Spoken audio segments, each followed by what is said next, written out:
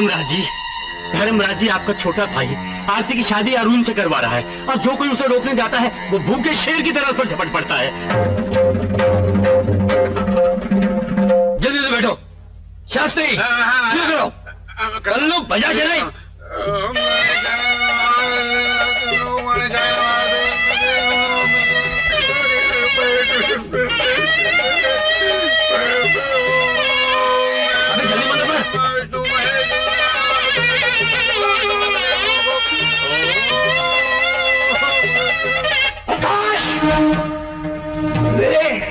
निर्णय का विरोध बंद करो इसे।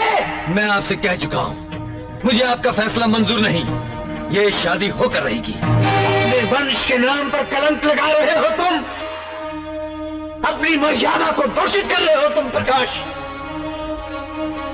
अगर ये विवाह न रोका गया तो शपथ है धर्म की, अपने इन्हीं हाथों से मैं तुम्हारा सर काट कर शिव जी को बलि चढ़ा दूंगा।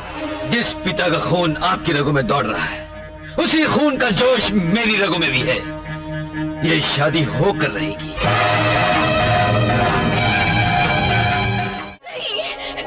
नहीं, ये बच्चे ना समझे, इनको क्षमा कर दीजिए, इनको क्षमा कर दीजिए। असंभव सावित्री, असंभव। मुझसे ये आशा न रखना।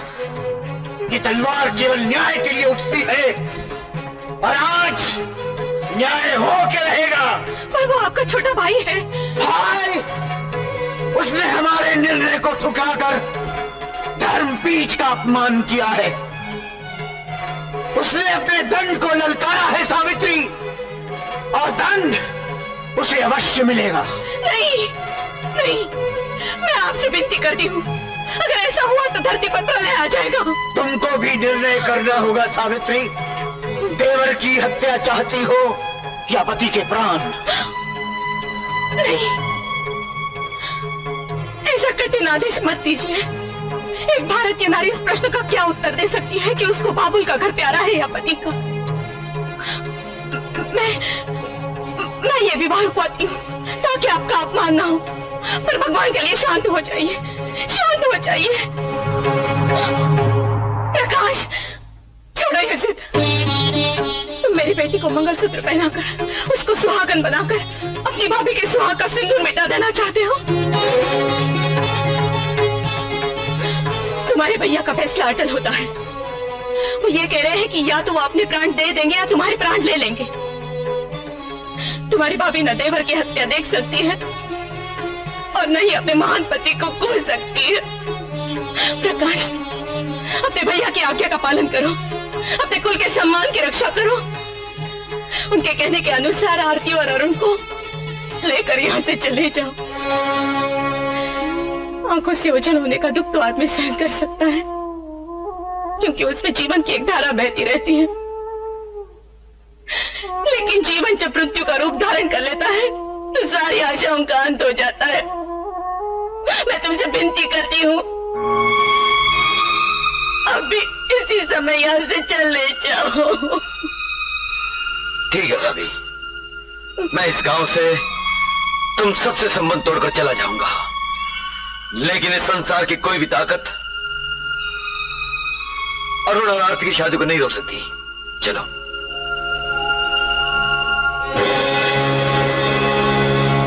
बुआ जी, ये शादी निशानी है आजकल के बदले हुए दौर की। इस जोड़ी को अपना आशीर्वाद दीजिए।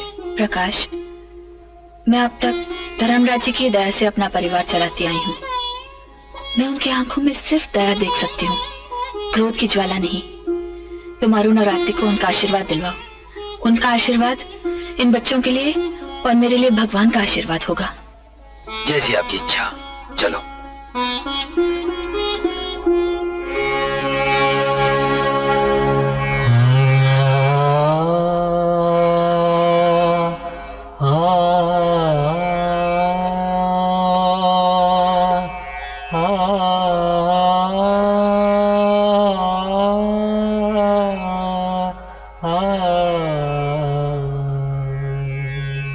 नमस्कार धर्मराज जी।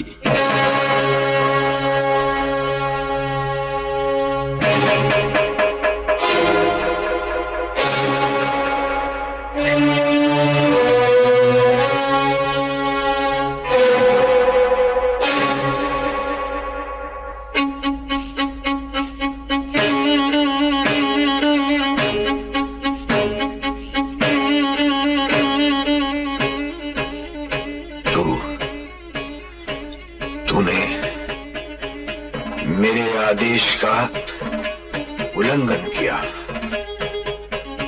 तूने इन दोनों का विवाह करवाया, देश निकाला, स्वीकार किया, और ये नगर छोड़कर तूने अपने प्राण बचा लिए।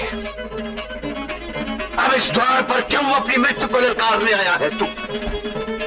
धर्मराज जी, क्षमा कीजिए, हम इस नगर के वासी नहीं हैं, दूसरे गांव से आए हैं। आज मेरे बड़े भाई की बेटी का शुभ विवाह हुआ है। आपके शुभ आशीर्वाद का फल इस संसार में प्रसिद्ध है, इसलिए ये वरवधू आपका आशीर्वाद लेने आए हैं।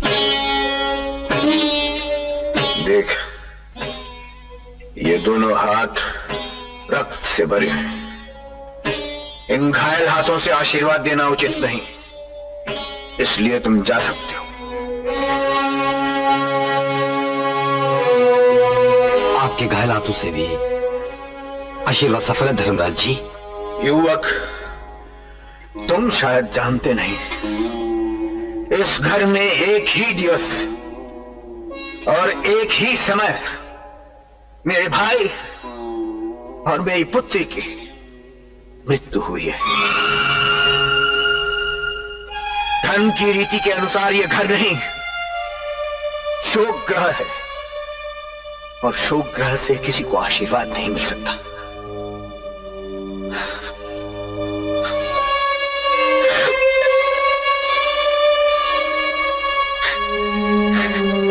देखिए, अभी अभी इसने गृहस्थ जीवन में प्रवेश किया है।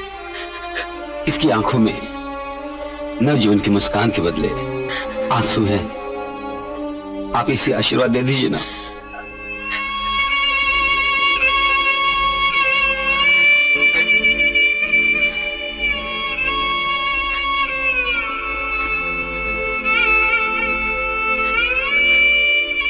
जिस समय इन्होंने मेरी मांग में सिंदूर भरा था, तभी से इनका गोत्र मेरा गोत्र हो गया। रीति अनुसार इस शोक ग्रह की नारी भी आशीर्वाद नहीं दे सकती।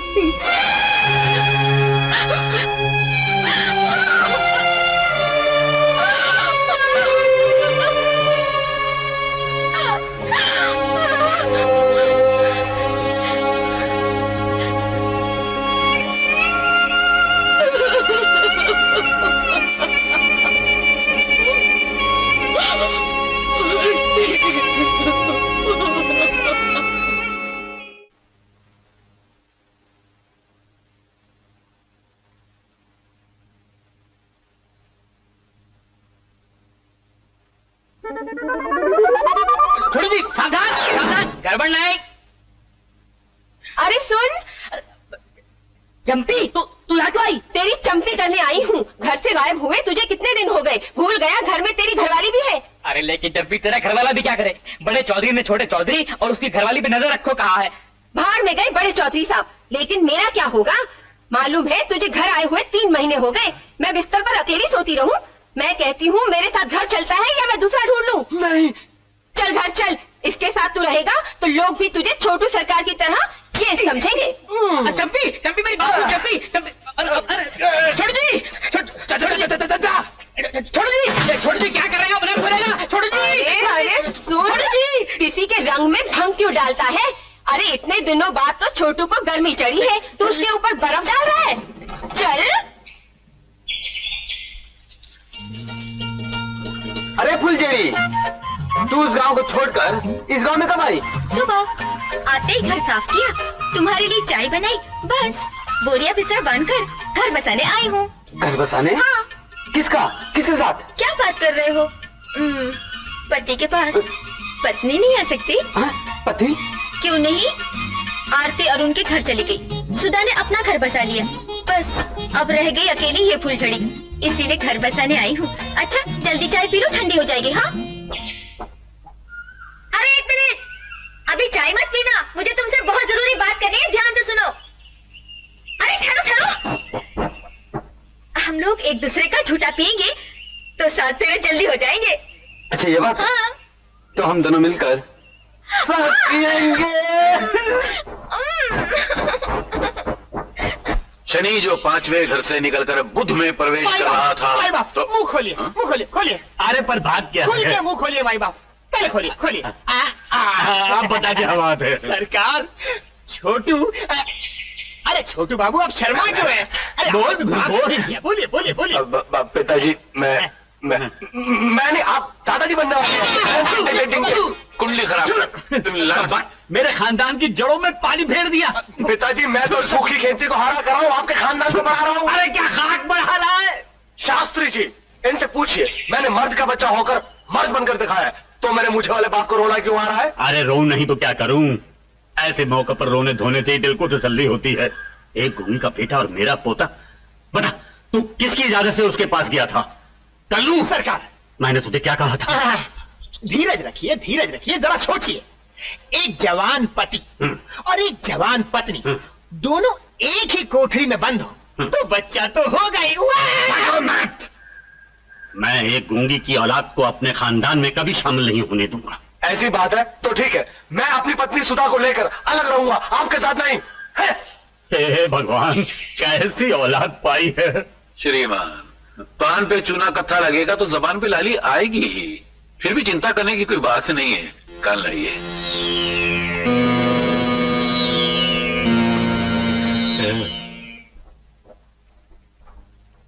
माँ जी, माँ जी। भैया क्या बात है? कैसे आना हुआ? जी जी वो प्रकाश बाबू ने आपके लिए संदेश भेजा है। आरती के पांव भारी हैं, 5वां महीना है।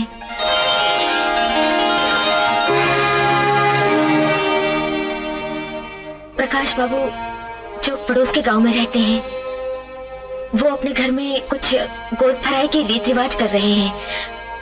उन्होंने मुझे आपको निमंत्रण देने के लिए भेजा है। उनकी आशा है कम से कम सावित्री माँ जी आएंगी।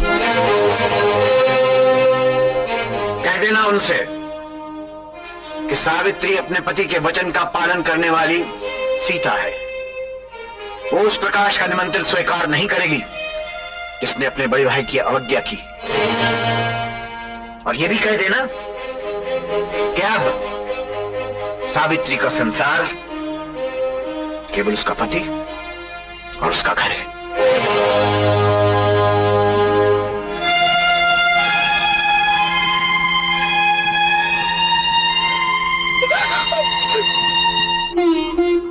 प्रकाश, ऐसी शुभ घड़ी में तुम्हारी भाभी को यहाँ होना चाहिए था। कितना अच्छा लगता।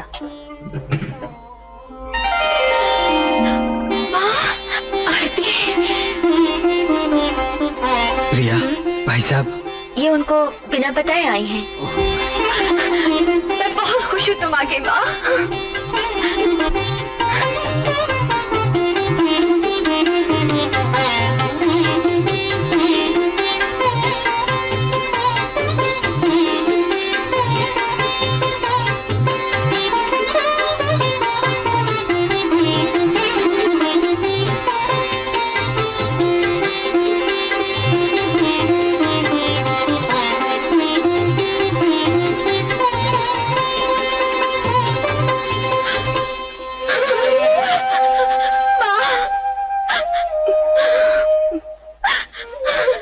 भगवान तुम्हें चांद सा बेटा दे और वो भाग्यशाली और आयुष्मान हो। मैं चलती हूँ।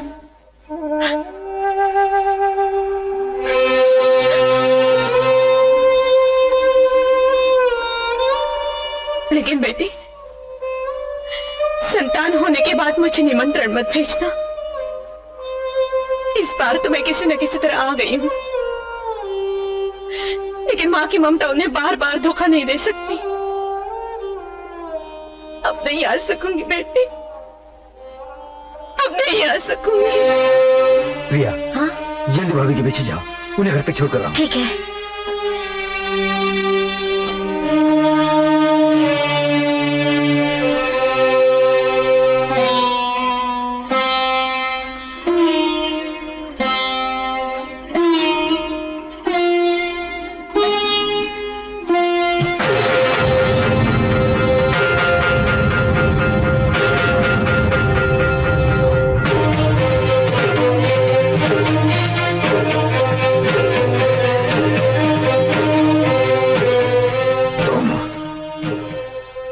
अपनी पुत्री के घर से आई हो। मैं अपनी ममता का गला नहीं घोट सकी। जब से मैं आपकी शरण में आई हूं, मेरे पास एक ही भूल है, मुझे क्षमा कर दीजिए।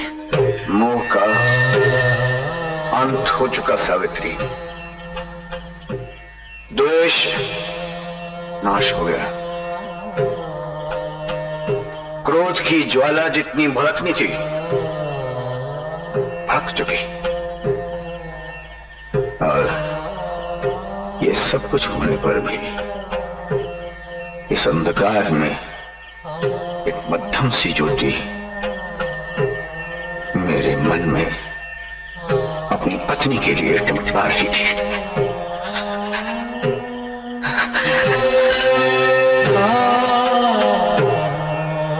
इस पल स्नेह का रहसा प्रकाश भी आलोक हो गया सावित्री। जिस प्रकार सीता ने लक्ष्मण रेखा का उल्लंघन किया था, तुमने भी मेरे घर की इस चौखट से बाहर पांव रखकर मेरे हृदय में अपने लिए प्रेम भाव खो दिया सावित्री। अगर तुम्हारे मन में यह इच्छा है कि तुम अब भी इस घर में रहो, तो केवल मेरी मृत्यु के समय मेरे मुख में गंगा जल और तुलसी दल देने के लिए रह सकती हो। ऐसे अशुभ वचन मत बोलिए। कोई भी नारी ऐसी दुर्घटना देखने के लिए जीवित नहीं रहना चाहती। मैं ये घर छोड़कर चली जाती हूँ। ठहरिए माँ जी। धर्मराज जी, आप तो अपराधियों को दंड देते हैं, कहिए सावित्री माँ जी का क्या अपराध है? यही ना कि ये अपनी इकलौती बेटी की खुशी में शामिल होने और उसे आशीर्वाद देने के लिए गई थी। इसे आप न्याय कहते हैं, इसे ही आप सत्य नीति कहते हैं। जब मैं धर्मपीठ पर बैठता हूँ तो न्याय और सत्य की नीति के अनुसार ही चलता हूँ, किसी भी सांसारिक संबंध को ध्यान में नहीं रखता। अगर आपकी नजर में न्याय पत्नी से बड़ा है, तो आपको मंगलसूत्र न्याय के गले में डालना चाहिए था, अपना जीवन नीति के साथ बसर करना चाहिए था। प्रिया, सच तो कह रही हूँ माँ जी, ये न्याय मूर्ति पत्थर है। अपनी बेटी को घर से निकाल दिया, अपने भाई को देश निकाला दे दिया, आपके साथ पवित्र अग्नि के सामने 100 वर्ष तक जिंदा रहने की सौगंध खाई थी, और आज अपना वचन भूलकर आपको घर छोड़ने के लिए कह रहे हैं। अगर ये इंसान है तो ऐसा नहीं कर सकते। प्रिया, ऐसे कठोर शब्द इनके लिए मुझसे मत निकालो। इनकी आज्ञा के बिना मैं अपनी बेटी के घर चली गई और इनके दिल के द्वार से निकल गई। अपने पाप का प्रायश्चित मुझे करना होगा, ताकि अगले जन्म में भी यही मेरे पति हो। मैं जा रही हूँ। अब आप मुझे इस शरीर में दोबारा नहीं देख पाएंगे। मेरे इस जन्म की भूल चूक को क्षमा कर देना। अगले जन्म में कोई ऐसा अपराध नहीं करूंगी।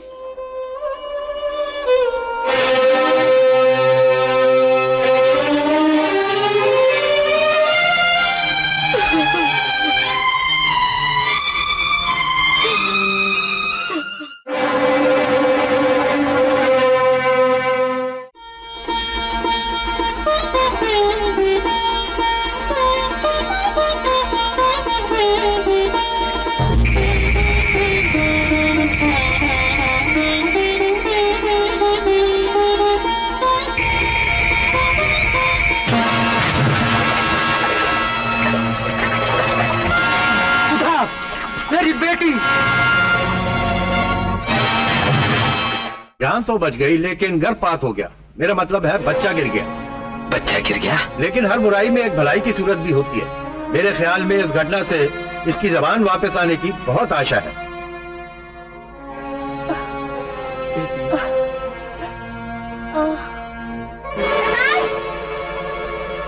प्रकाश! क्या बात है प्रिया, इतनी घबराई क्यों? तुम्हारे भैया ने तुम्हारी भाभी को घर में नहीं आने दिया। वो निराश होकर गांव छोड़कर जा रही है।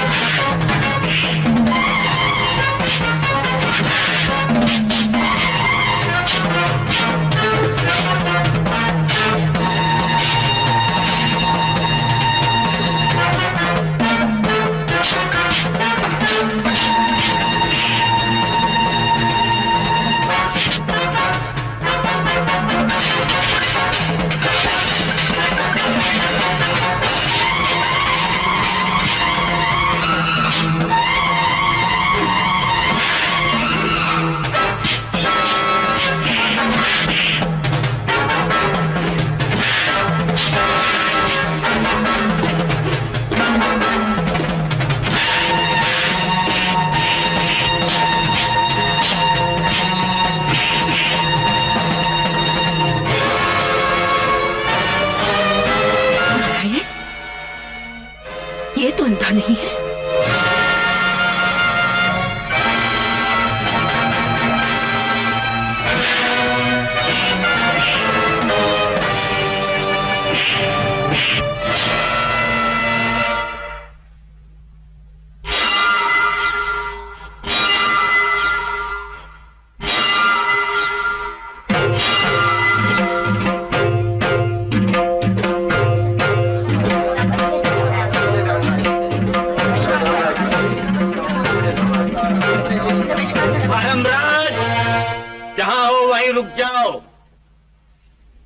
तुम्हें धर्मपीठ पर बैठकर फैसला करने का अधिकार नहीं रहा। अब तुम्हारी पदवी छिन गई। तुम्हारे भाई और तुम्हारी बेटी ने नगर छोड़ने का बहाना किया, बल्कि असल बात यह है कि तुम्हारी पत्नी आए दिन उनसे मिलकर तुम्हारे फैसले को रद्द करती रही। ये घोर कलयुग है, घोर अन्याय है। आज से धर्मपीठ पर मैं बैठूंगा और इन सब का फैसला मैं करूंगा। चौधरी ठहरो। एक अपराधी को इस धर्मपीठ पर बैठने का कोई अधिकार नहीं। तुम्हारे अपराध का भांडा फोड़ने के लिए मैं आई हूँ। मेरा अपराध? हाँ, वो नारायण, तुमने जिसके अंधा होने का कारण मेरी बेटी को ठहराया, वो तुम्हारा रचाया हुआ नाटक था। झूठ, सफेद झूठ। सबूत क्या है तुम्हारे पास? ये रहा सबूत।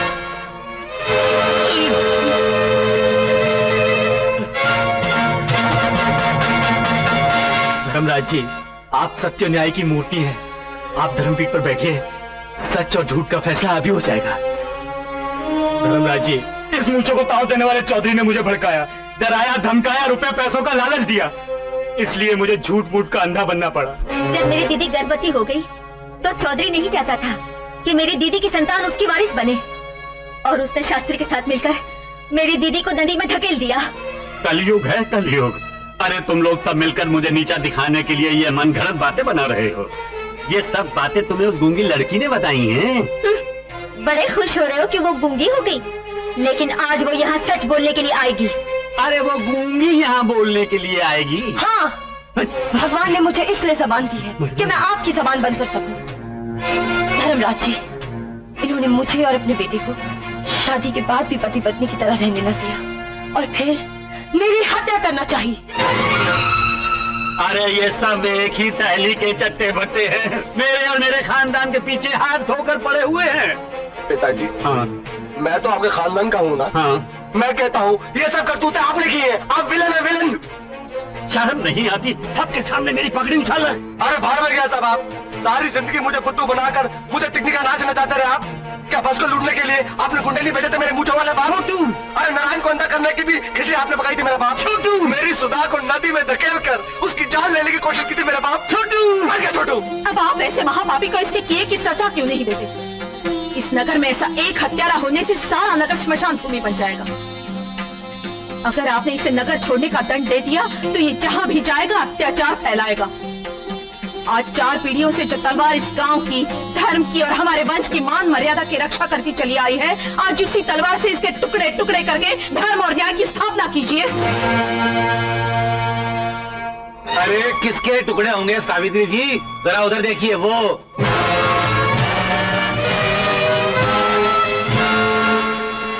देखिए, आपकी गर्भवती पुत्री, एकमात्र संतान और आपका जमाई और ये 2 मरखने बैल।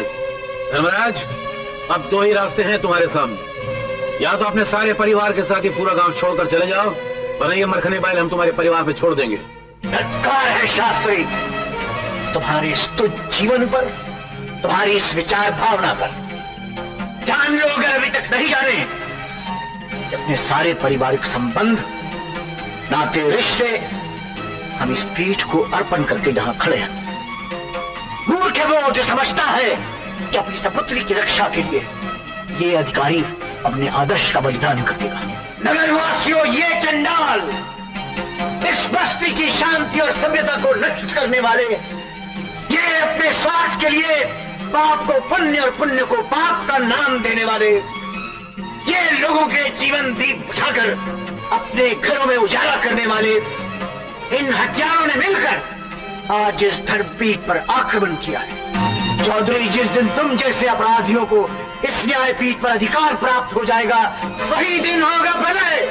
धरती माता की छाती फट जाएगी और प्रकृति बिखर जाएगी धूल बनकर। परंतु ऐसा होगा नहीं चौधरी। तुम जैसे भ्रष्टाचार को इस न्यायपीठ से वो भयंकर दंड मिलेगा कि जीते जी तुम मृत्यु की भिक्षा मांगोगे और मृत्यु तुमसे दूर भागेगी। हर हर महादेव! छोड़ दो, छोड़ दो, छोड़ दो।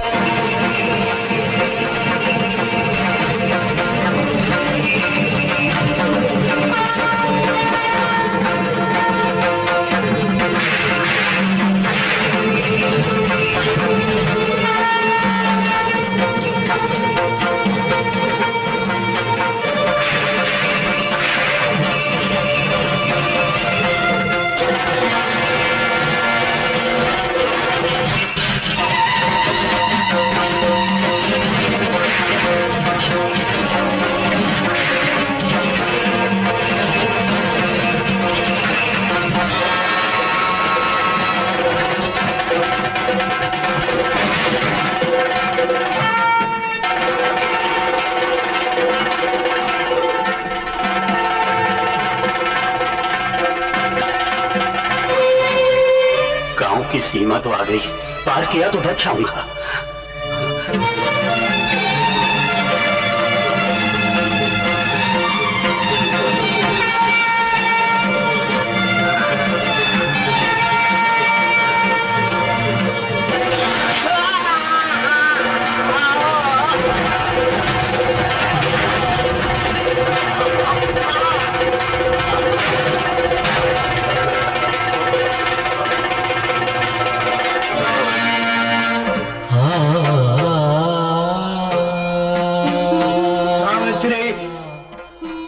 अपना सर गौरव से ऊंचा रखना साबित, ताकि लोग याद रखें कि तुम्हारे पति ने इस चंडाल को दंड देकर नंदगांव में फिर से धर्म की स्थापना कर दी। ये तलवार जो 4 पीढ़ियों से इस वंश के सिद्धांतों की रक्षा करती चली आई है, आज ये तलवार मैं तुमको सौंपता हूं प्रकाश।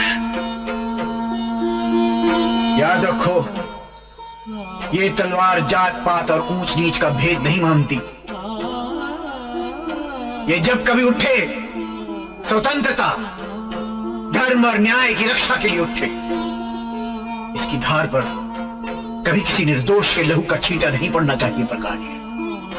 भैया, मैं अपने कर्मों से, अपने आदर्शों से, अपने वंश के सिद्धांतों का पालन करूंगा, धर्म और सत्य की रक्षा करूंगा भैया।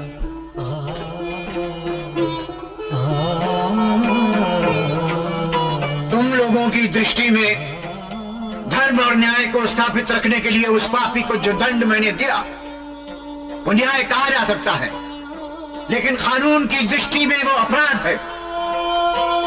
उस कानून की कसौटी और निर्णय के आधार पर अपने आप को छोड़ने में मुझे कोई संकोच नहीं। वे मेरी प्रतीक्षा कर रहे हैं सावित्री। मैं चलता हूं।